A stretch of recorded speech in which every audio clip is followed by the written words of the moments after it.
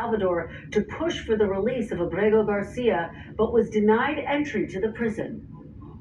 If you deny the constitutional rights of one man, you threaten the constitutional rights and due process for everyone else in America. Now, Van Hollen did meet with Albrego Garcia in El Salvador. El Salvador's president shared images of the meeting on social media where he mocked the senator's visit.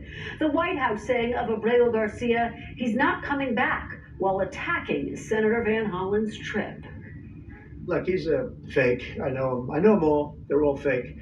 And they have no interest in that prisoner. That prisoner's record is unbelievably bad. Our people voted for me to get them out. They want him out. They want him out. And we've done a hell of a job. President Trump even floated the idea this week that he might deport U.S. citizens to foreign prisons. We always have to obey the laws, but we also have homegrown criminals that push people into subways, that hit elderly ladies on the back of the head with a baseball bat when they're not looking, that are absolute monsters. I'd like to include them in the group of people to get them out of the country, but you'll have to be looking at the laws on that. And joining me now is Democratic Senator Chris Van Hollen of Maryland. Senator Van Hollen, welcome back to Meet the Press. Kristen, good to be with you. It's wonderful to have you. I know you've had a long several days, so we really appreciate your being here in person. You just returned from El Salvador, as I just laid out, to meet with Mr. Albrego Garcia.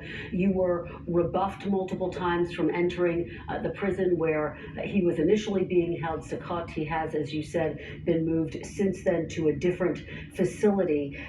Did you accomplish what you set out to on this trip?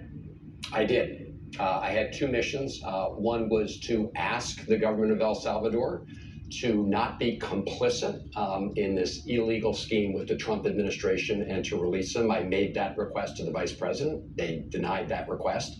My other major purpose was to just see Albrego Garcia, to see if he's alive. Nobody has heard from him since he was disappeared. He tried to make a phone call from the Baltimore Detention Center. I couldn't do that. So my purpose was to meet with him, to be able to tell his wife, Jennifer, and his family that he was alive. And despite all the circumstances, he said that his biggest worry was about his family. Well, it was